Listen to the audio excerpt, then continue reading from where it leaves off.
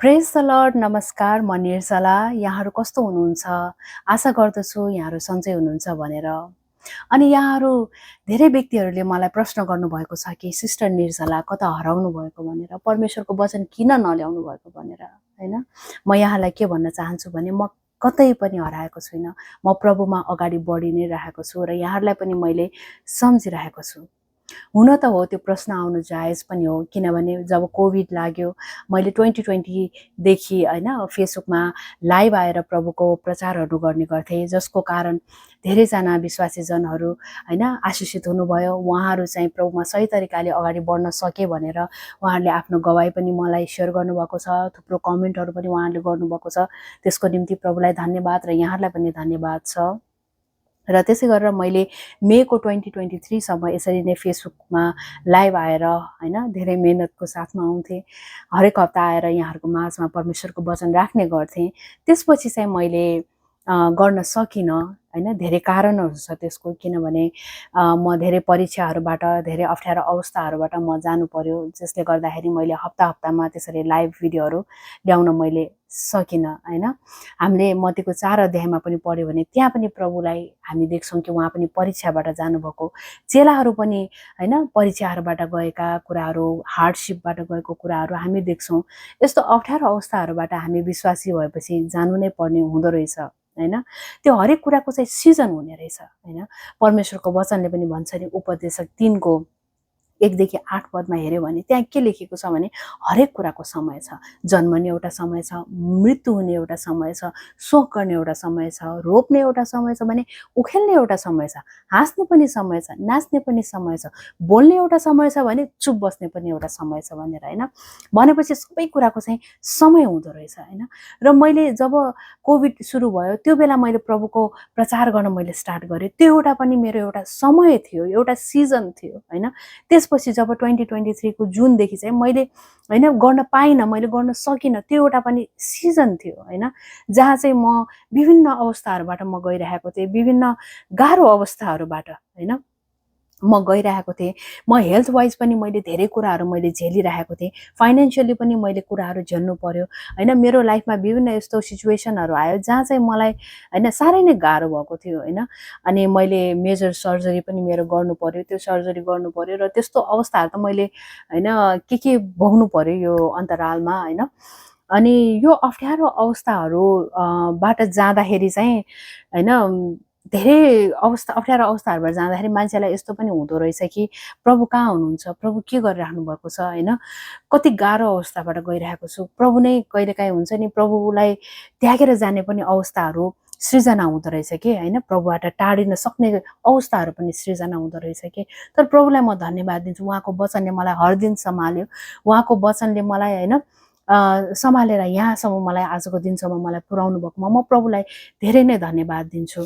किनभने मैले कतिपय अवस्थाहरू यस्तो देखेको छु कि मानिसहरूको अप्ठ्यारो अवस्था आउने बित्तिकै, आफूले भनेको जस्तो नहुने बित्तिकै, रोग निको नहुँदाखेरि हैन आफूले भनेको जस्तो काम नपाउँदाखेरि प्रभुलाई त्यागेर गएको, प्रभुको हैन बाइबल सुद्धा च्यातेर प्रभुलाई छोडेर गएको मैले देखेको र सुनेको छु हैन। अनि त्यस्तो अवस्थाहरू आउँदो रहेछ मान्छेलाई हैन। तर आयो भन्दैमा हामी चाहिँ कति बुद्धिमानी स्टेप त्यो बेला चाल्नु पर्ने रहेछ। कति प्रभुमा अझ पनि डर मानेर जस्तो अवस्था जे भए तापनि प्रभु साइलेन्टली बसिराख्नु भए तापनि हामी चाहिँ प्रभुमा जानुपर्ने रहेछ। प्रभुले हैन यो अवस्थाबाट लानुभयो भनेपछि केही न केही पाठ सिकाउनु हुँदो रहेछ प्रभुले भन्ने कुराहरू हामीले बुझेर चाहिँ अगाडि जानुपर्ने रहेछ, न कि प्रभुलाई त्यागेर नै हामी जाने। त्यस्तो होइन हैन। त्यो कुराहरू पनि मैले हैन जब आफूले पनि प्रिचिङ गरिराख्थेँ, कुराहरू भन्ने गर्थेँ, तर म आफै पनि त्यो अवस्थाहरूबाट जाँदाखेरि हैन मैले धेरै कुराहरू निहालेर हेरेँ हैन। मैले सोचेँ के सिकाउँदै हुनुहुन्छ प्रभुले मलाई यो अवस्थाहरूबाट हैन। हेल्थ च्यालेन्जेसहरू थुप्रो आयो हैन, जसले गर्दाखेरि मलाई निकै नै गाह्रो भयो हैन। अब धन्यवाद दिन्छु प्रभुलाई, मेरो मम्मी ड्याडी राखिदिनु भएकोमा, मेरो हस्बेन्ड, मेरो छोरा राखिदिनु भएको छ 4 जना। उहाँहरू नै हो मेरो हैन ब्याकबोन भनेकै, र प्रभु हुनुहुन्छ। यति राखिदिनु भएको छ र अनि विश्वासीजनहरू पनि केही राखिदिनु भएको छ प्रभुले। म उहाँहरूको निम्ति एकदमै धन्यवाद दिन चाहन्छु, किनभने एकदमै गाह्रो अवस्थाहरूबाट जाँदाखेरि होइन के गर्ने थाहा हुँदैन, के नगर्ने थाहा हुँदैन। कहिलेकाहीँ यस्तो अवस्था हुन्छ कि आशाविहीन हुन्छ होइन, यस्तो अवस्था हुन्छ कि अब केही विकल्प नै छैन होइन, मरेतुल्य हुँदो रहेछ भन्ने कुराहरू हुन्छ कि। अनि यस्तो अवस्थाहरूबाट जाँदाखेरि चाहिँ प्रभुले मलाई धेरै पाठहरू सिकाउनु भएको मध्ये मलाई एकदम नम्र बनाउनु भयो प्रभुले होइन। हो, मान्छे हामी जति नै हामी नम्र छौँ भने पनि त्यो हुँदैन रहेछ, नम्र बनाउनु भएको छ प्रभुले मलाई होइन। पहिला जस्तो मान्छे थियो त्योभन्दा म अहिले फरक मान्छे मलाई प्रभुले बनाउनु भएको छ अझै पनि। र त्यस्तै गरेर प्रभुले मलाई सहनशील प्रभुले बनाउनु भयो होइन। र सहनशील बनाउनु भयो र उहाँको जुन उहाँ जब पृथ्वीमा हुनुहुन्थ्यो प्रभु येशू, उहाँ कति अप्ठ्यारो अवस्थाबाट जानुभयो, कति उहाँले होइन सङ्कष्ट भोग्नु भयो, कस्तो गाह्रो भयो उहाँको सफरिङहरू, त्यो कुराहरू पनि मलाई प्रभुले रिमाइन्ड गराउनु भयो होइन। म एक्लै छुइनँ त्यो जर्नीमा भनेर प्रभुले मलाई रिमाइन्ड गराउनु भयो। प्रभु मेरो साथमा हरपल हुनुहुन्थ्यो होइन। कतिपय अवस्थामा त एक्लै भइन्थ्यो होइन, एक्लै नै भइन्थ्यो, तर त्यो बेला पनि चाहिँ प्रभुले मलाई होइन सान्त्वना दिनुभएको छ होइन। म प्रभुलाई धेरै धन्यवाद दिन्छु, किनभने बाहिर संसारको नजरमा त म हराएको जस्तो नै देखेको थिएँ होइन, हराएको नै थिएँ, सोसियल मिडियाबाट हराएको थिएँ होइन। अनि हेल्थ वाइज डिल गर्दाखेरि धेरै कुराले गाह्रो भएको थियो होइन।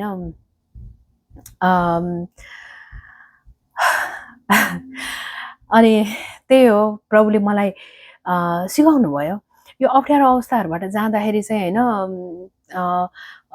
प्रभुलाई पनि एकदमै निहालेर हेर्ने मौका पाएँ होइन। प्रभु र प्रभुसँग मैले अर्कै लेभलमा सङ्गति गर्ने मैले मौका पाएँ एक्लै हुँदाखेरि होइन। भने नि अयुबको पुस्तकमा पनि छ नि, अयुब 42:5 हो होइन।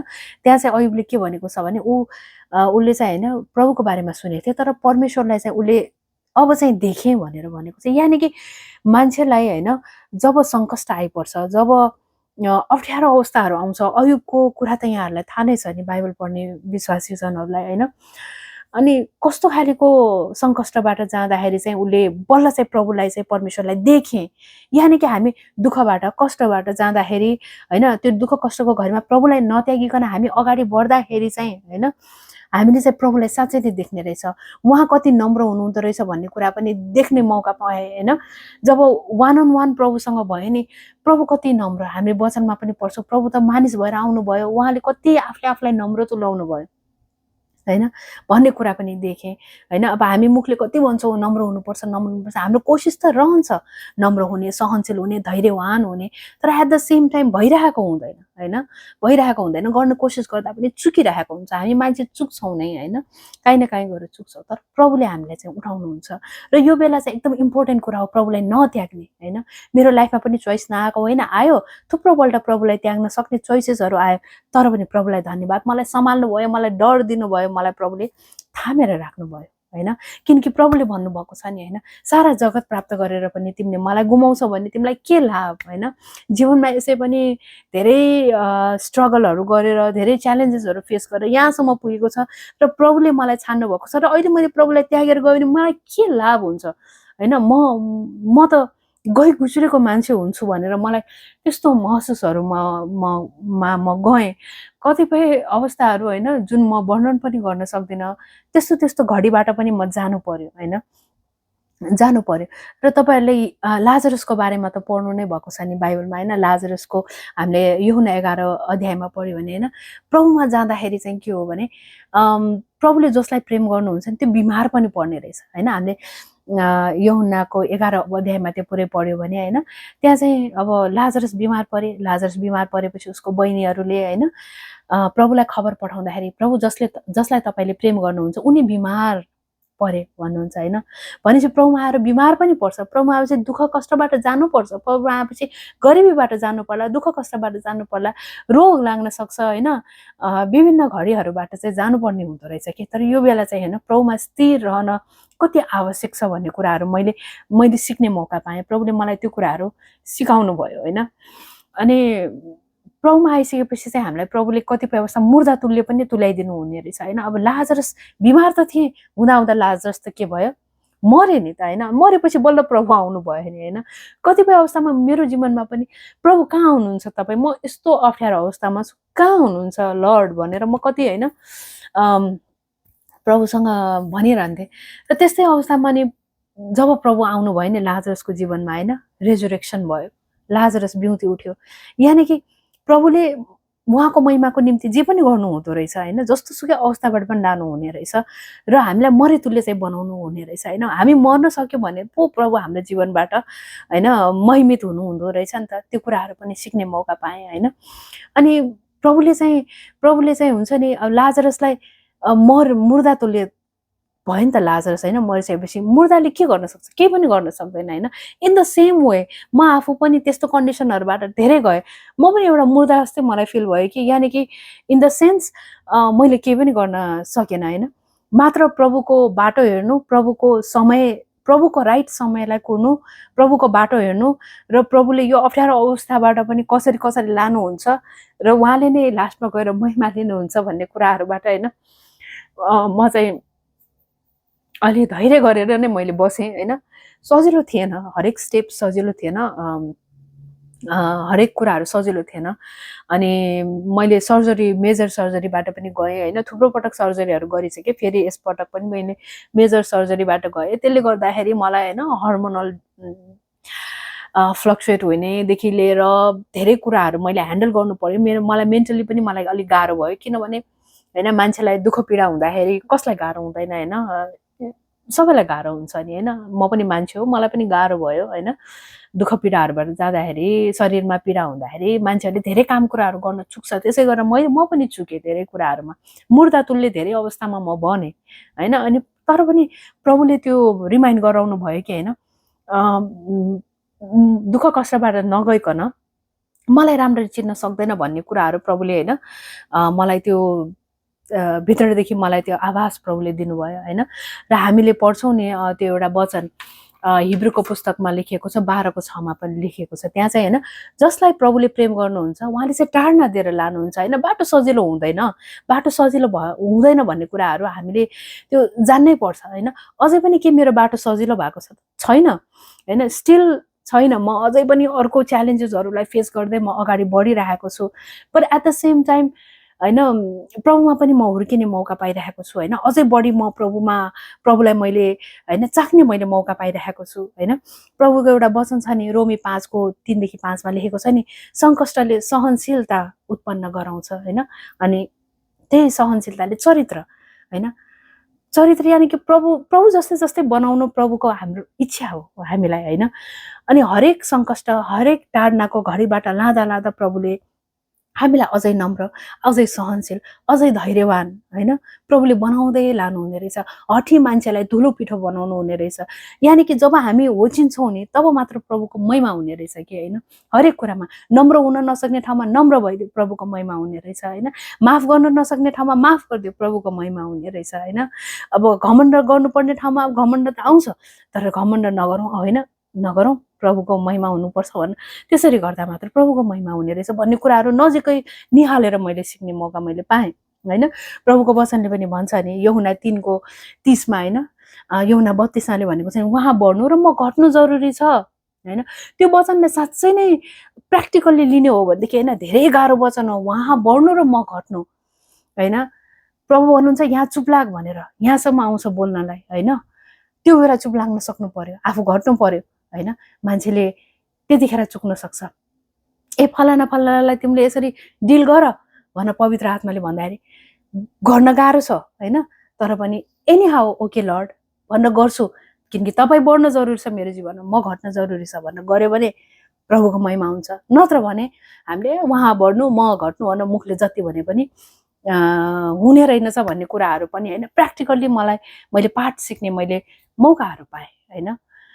अब यही कारणहरू हो कि म आउन सकिनँ, कन्टिन्यू गर्न सकिनँ मैले होइन। मलाई मेन्टली पनि मलाई धेरै गाह्रो भएको थियो होइन। अनि गाह्रो भएको थियो डिल गर्नलाई, सबै सिचुएसनहरूलाई आफ्नै बडीसँग डिल गर्दाखेरि पनि गाह्रो भयो होइन। अनि अहिले अब हुन त सबै कुरा सेयर गर्न अघि नै भने सकिँदैन होइन, किनभने यसरी छोटो भिडियोमा सकिँदैन। तर पनि अस्ति रिसेन्टली होइन 3-4 महिना अगाडिको मात्र कुरा अब भयो। अनि मलाई यतिसम्म भएको थियो कि म सुत्न पनि नसक्ने भएको थिएँ होइन। अब सुत्न नसक्दाखेरि आफू कसरी फङ्सन गर्ने त होइन। अब दिमागले नै काम गर्न सकिँदैन नि त, सुत्नै नसक्ने यानि कि 5 मिनट पनि निद्रा लाउन नसक्ने होइन, रातभरि छर्लङ्ग त्यस्तो हुने भइसकेको थियो मलाई। अनि त्यस्तो हुँदाखेरि मैले डक्टरसँग मैले सरसल्लाह गरेर औषधिहरू मलाई दिनुभयो। अब त्यो औषधिले कस्तो काम गर्छ मलाई होइन थाहा त छैन, तर पनि किनभने मेरो दिमागमा यति धेरै कुरा खेल्थ्यो कि मलाई साह्रै गाह्रो हुन्थ्यो, रातभरि सुत्न पनि गाह्रो हुने होइन, दिनमा पनि म सुत्न नसक्ने, 24 घन्टा सुत्न नसक्दा त्यो पनि 1 दिन होइन 2 दिन होइन, त्यो त कन्टिन्यू भयो। अनि त्यसो हुँदाखेरि त मलाई त होइन अब धेरै कुराहरू बिर्सिने हुँदै गयो, एकदम गाह्रो भयो मलाई, मेन्टली मलाई गाह्रो भइसक्यो भएर मैले मेडिसिन त मैले औषधिको त होइन लिनै पर्छ सहायता भनेर म अगाडि बढेको।